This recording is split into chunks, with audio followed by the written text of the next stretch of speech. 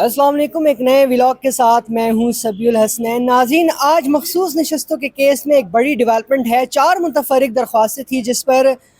فیصلہ سنایا گیا اور پاکستان تحریک انصاف کے لیے ایک بڑا سیٹ بیک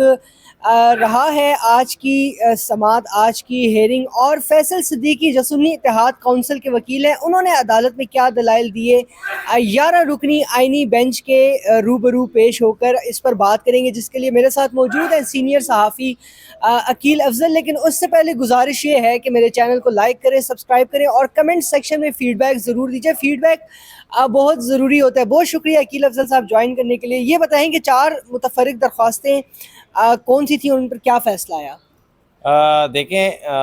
4 درخواستیں جو سپریم کورٹ آف پاکستان میں سنی اتحاد کونسل کی جانب سے بنیادی طور پر 5 درخواستیں دائر کی گئی تھی، لیکن حامد خان صاحب کی ایک جو بینچ پر اعتراض والی درخواست تھی وہ کورٹ روم تک نہیں آ سکی۔ رجسٹرار آفس کی جانب سے اعتراضات لگے، کل ہے اس پر اپیل بھی فائل ہوگی، لیکن وہ آج کورٹ روم پھر بھی نہیں پہنچی۔ جو دیگر 4 درخواستیں تھیں ان میں سے 2 درخواستیں فیصل صدیقی کی جانب سے تھی، بینچ پر اعتراض کے لیے تھی کہ جناب منصور علی شاہ صاحب کو شامل کیا جائے، اور دوسرا موجودہ بینچ کی بجائے جو ہے وہ اس کو 13 رکنی بینچ جو ہے وہ کانسٹیٹیوٹ کیا جائے، اور وہ ججز شامل کیے جائے جو مرکزی کیس جو مرکزی کیس میں تھے۔ اور دوسری جو حامد خان صاحب کی 2 درخواستیں تھیں، ایک لائیو سٹریمنگ کے لیے درخواست تھی، اور ایک تھی کہ جناب پہلے 26ویں آئینی ترمیم کا فیصلہ کیا جائے، کیونکہ ان کا موقف یہ تھا کہ 26ویں آئینی ترمیم جو ہے وہ اس کے نتیجے میں ہی 191 جو آرٹیکل ہے وہ اس میں شامل کیا گیا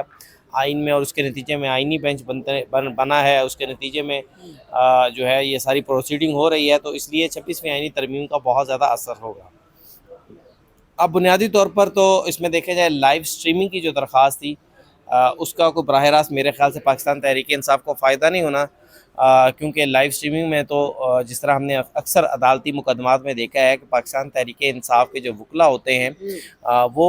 ان کو نقصان ہی ہوا ہے، کیونکہ ظاہری بات ہے ان کی پاکستان تحریک انصاف کی شروع سے کوشش یہی رہی ہے کہ جناب جو مقدمات کو ہے عدالتوں میں قانون کی بجائے سیاست کے ساتھ لڑا جائے، اور پھر اس سیاست کے ساتھ لڑنے کی وجہ سے سوشل میڈیا پر ایک بیانیہ بنا دیا جائے کہ دیکھیں جی پاکستان تحریک انصاف کے ساتھ ادھر بھی زیادتی ہو گئی۔ لیکن 26ویں آئینی ترمیم کے بعد اب پاکستان تحریک انصاف کے لیے سپریم کورٹ سیاسی اکھاڑا نہیں ہے۔ ہاں، یہ بالکل ہے، اور لیکن پاکستان تحریک انصاف کا کہنا یہ ہے کہ جناب حکومت دوسری سائڈ پہ چل نکلی ہے، تو اس لیے آج جو پاکستان تحریک انصاف کی درخواستیں میں اس لیے کہہ رہا ہوں کیونکہ سنی اتحاد کونسل جو ہے وہ تو نہ 3 میں نہ 13 میں، اس کا تو سٹیک پہ کچھ بھی نہیں لگا ہوا۔ سنی اتحاد کونسل تو صرف ایک پلیٹ فارم کے طور پر پاکستان تحریک انصاف نے استعمال کی تھی کہ جناب چلیں ہاں جو سیٹیں ہم جیتے ہیں وہ ہمیں کسی نہ کسی طرح سے کمبائن پلیٹ فارم پہ مل جائیں۔ باقی سنی اتحاد کونسل کا کوئی کردار نہیں ہے۔ یہ جو درخواستیں دائر کی گئی ہیں اعتراضات والی، یہ بھی میں تو یہی کہتا ہوں کہ پاکستان تحریک انصاف کی سوچ اس کے پیچھے ہے، پاکستان تحریک انصاف اس کے پیچھے تھی۔ اب ایک درخواست جو الاؤ ہو گئی ہے لائیو سٹریمنگ والی، اس کا کوئی فائدہ نہیں ہوگا، ہم نے ڈسکس کر لیا۔ جو دیگر 3 درخواستیں تھیں مین جن پر پاکستان تحریک انصاف کھیل رہی تھی، ایک تھی جسٹس منصور علی شاہ اور دیگر فیصلہ لکھنے والے ججز کو شامل کیا جائے تاکہ جو بھی اویلیبل ججز ہیں وہ جو نمبر گیم ہے الٹیمیٹلی پاکستان تحریک انصاف کو اس کا فائدہ ہو سکے۔ پھر دوسرا درخواست یہ تھی کہ جناب 26ویں آئینی ترمیم کے مقدمے کو پہلے سنا جائے اور اس درخواستوں کا بعد میں فیصلہ کیا جائے۔ اب ایک سوچ جو قانونی ماہرین ہیں، جو وکلا ہیں، ان کے اندر یہ بھی ہے کہ بنیادی طور پر پاکستان تحریک انصاف کی کوشش یہ تھی کہ ان ساری درخواستوں پر کسی طرح سے فیصلہ نہ ہو، مخصوص نشستوں کا جو معاملہ ہے وہ اسی طرح چلتا رہے، اور پاکستان تحریک انصاف پولیٹیکلی اس کو جو ہے وہ اپنے آپ کو جو ہے وہ سیاسی انتقام کا نشانہ بنانا اور مظلوم اور وہ ساری چیزیں جو ہیں وہ اس کو گین کرتی رہیں، یعنی کہ لیگل اسٹریٹجی کیس کو چلانے کے لیے کم اور رکاوٹیں ڈالنے کے لیے اسٹریٹجی زیادہ۔ لیگل اسٹریٹجی یہ تھی کہ جناب کیس نہ چلے، فیصلہ نہ ہو، اور پاکستان تحریک انصاف کیونکہ معلوم ان کو بھی ہے کہ قانونی طور پر جو 8 ججز کا فیصلہ تھا وہ آؤٹ آف باکس تھا، وہ کسی بھی حساب سے اس قانونی باؤنڈریز کے یا بریکٹس کے کانسٹیٹیوشنل بریکٹس کے اندر نہیں تھا، سپریم کورٹ کے اختیارات سے بہت باہر جا کر کھیلا گیا تھا۔ بہت ہی ویک گراؤنڈز پہ وہ فیصلہ کیا گیا۔ نہیں، گراؤنڈز تو کوئی تھے ہی نہیں نا، گراؤنڈز تو وہ بس یہی تھے کہ جناب کہ شاہ صاحب نے چیف جسٹس کی جو لڑائی تھی اس میں منصور علی شاہ صاحب آگے نکلنا چاہ رہے تھے، لیکن وہ الٹیمیٹلی पंजाबी में कहते कि उन्होंने अपना भी पठा पढ़ाया तो साथ सुप्रीम कोर्ट का भी पठा पढ़ा वो दिया एक तदबीर जो है तो लोगों की होती है और एक तदबीर ऊपर वाले की होती है। वो बिल्कुल वो भी बात है कि एक तदबीर तो अल्लाह फैसल ताला। सदीकी ने क्या आज दलाइल दिए? अच्छा, फैसल सिद्दीकी हाँ, मखदूम अली खान साहब ने आर्टिकल 191 के हवाले से आर्गू किया कि जनाब वो 26वीं आईनी तरमीम का बुनियादी जुज़ है। फिर उन्होंने ये भी कहा कि जो ये कहा जा रहा है कि जनाब पहले 26वीं तरमीम के मुकदमे का फ़ैसला किया जाए, फिर दूसरी दरख्वास्तों पर फ़ैसला किया जाए, ऐसे तो कल कोई भी दरख्वास्त दायर कर देगा और ये फिर सुप्रीम कोर्ट के रास्ते में एक प्रेसिडेंट बन जाएगी। फिर साथ उन्होंने बेंच के ऊपर जो एतराज़ात थे उस पर भी बात की कि जनाब ये जो दो जज साहबान का फ़ैसला है, अगर बेंच के मेंबर्स कह रहे हैं कि जनाब ठीक है हम इसको काउंट करेंगे, तो फिर उस पर भी उसको भी देखना चाहिए अच्छा, जब ये मखदूम अली ख़ान साहब के दलाइल ख़त्म हुए तो उसके फ़ौरी बाद ही गालिबन अमीनुद्दीन ख़ान साहब ने कहा कि जनाब हम आप उठ रहे हैं, 10 मिनट के बाद हम फ़ैसला सुनाने जा रहे हैं, हम फ़ैसला सुनाएंगे इन 4 दरख्वास्तों पर। जैसे ये कहा गया, फैसल सिद्दीकी साहब झपट से उठे, जनाब रोस्टम पर आ गए और उन्होंने बावाज़े बुलंद कहना शुरू कर दिया कि सर हमारा एक कानूनी राइट है जवाबुल जवाब का, वो आप हमसे छीन रहे हैं। मुतफरिक दरख्वास्त पे कौन सा जवाब हाँ, यही सवाल उठा ना। अब इस रवैये पर मखदूम अली ख़ान साहब जो थे वो भी ज़रा हैरान से हो गए कि ये फैसल सिद्दीकी साहब क्या बात कर रहे हैं। उन्होंने कहा भाई ये तो दरख्वास्तें हैं, इन पर जवाबुल जवाब नहीं होता, जो मरकज़ी केस होता है उस पर जवाबुल जवाब होता है, मेरिट्स पर होता है।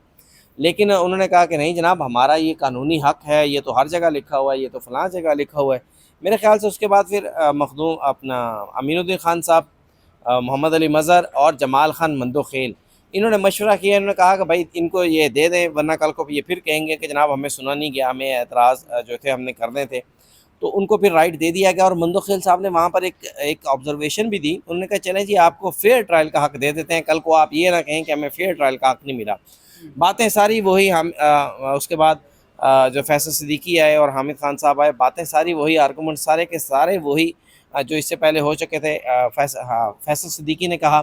कि जनाब जो 2 जज साहबान का फ़ैसला है, उन 2 जज साहबान को वापस बुलाने की बेंच में दावत दी जाए। अगर वो इन्विटेशन कबूल नहीं करते तो फिर मामला जुडिशल कमीशन को भिजवा दिया जाए ताकि नया बेंच कॉन्स्टिट्यूट कर दिया जाए। अब उस पर जो है जस्टिस मोहम्मद अली मज़हर ने पहले भी ऑब्जर्वेशन दी थी। उन्होंने कहा था कि हम उन 2 जजेस को लाएँ, उनमें से फिर कोई ना कोई जो है वो कह दे कि मैं फ़ैसला कर रहा हूँ और इन दरख्वास्तों को डिसमिस कर रहा हूँ, तो फिर क्या होगा। तो बहरहाल अल्टीमेटली जबकि वो 2 जजेस अपना फैसला दे चुके हैं, ऑर्डर ऑफ द कोर्ट में तो वो होंगे, लेकिन अभी फ़िलहाल जो है वो अपना फ़ैसला दे चुके हैं बिल्कुल। तो अल्टीमेटली उनके जो आर्गूमेंट्स थे वो कंप्लीट हुए, जजमेंट रिजर्व हुई और तकरीबन 10 मिनट का कहा गया था, लेकिन तो कोई 42 मिनट्स के बाद जो है वो सुप्रीम कोर्ट ऑफ पाकिस्तान ने ये फ़ैसला सुना दिया कि जो उनकी एक दरख्वास्त थी लाइव स्ट्रीमिंग वाली वो मंजूर कर ली और जो दूसरी 3 दरख्वास्तें थीं जिसमें बेंचेस पर एतराज़ थे और 26वीं आईनी तरमीम को पहले फ़ैसला करने की जो दरख्वास्त थी उसको खारिज कर तो दिया। अब लाइव स्ट्रीमिंग होगी क्योंकि 2 रुकनी जो कमेटी थी उन्होंने पायलट प्रोजेक्ट और अपना प्रपोजल दिया था, फुल कोर्ट के सामने रखा था, फुल कोर्ट मीटिंग के सामने। और जब हत्ता कि जब काजी फ़ाइज़ा के दौर में भी फुल कोर्ट हुई या फिर चीफ जस्टिस याहिया अफरीदी के होते हुए भी उनकी सरबराही में भी फुल कोर्ट हुई, तो उसमें ये मामला जो है लाइव स्ट्रीमिंग केसेस को करने का, लाइव स्ट्रीम करने का, वो मामला ज़ेर बहस नहीं आया। तो अब इस केस में लाइव स्ट्रीमिंग होगी क्या? माजरत, लाइव स्ट्रीमिंग का सुप्रीम कोर्ट ने ऑर्डर कर दिया है। आईटी डिपार्टमेंट को कह दिया कि इस हवाले से तमाम इंतजामात किए जाएँ और उसके बाद जब ये फ़ैसले सुनाए गए तो जस्टिस अमीनुद्दीन ख़ान साहब ने फिर कहा कि जनाब जिसने आर्गूमेंट्स करना है आप आर्गू करें, केस को आगे चलाते हैं। तो इसके बाद फिर फैसल सिद्दीकी साहब आए, उन्होंने कहा कि जनाब जब इतनी आपने करम नवाजी की है कि लाइव स्ट्रीमिंग का ऑर्डर कर दिया है तो फिर इसकी लाइव स्ट्रीमिंग के इंतजामात होने दिए जाएँ। तो उस पर फिर बेंच ने केस की मज़ीद समाअत जो है वो पीर तक के लिए मुलतवी कर दी और साथ ही वो जो डायरेक्शंस थी कि आईटी डिपार्टमेंट लाइव स्ट्रीमिंग के इंतजामात करे, वो सारे के सारे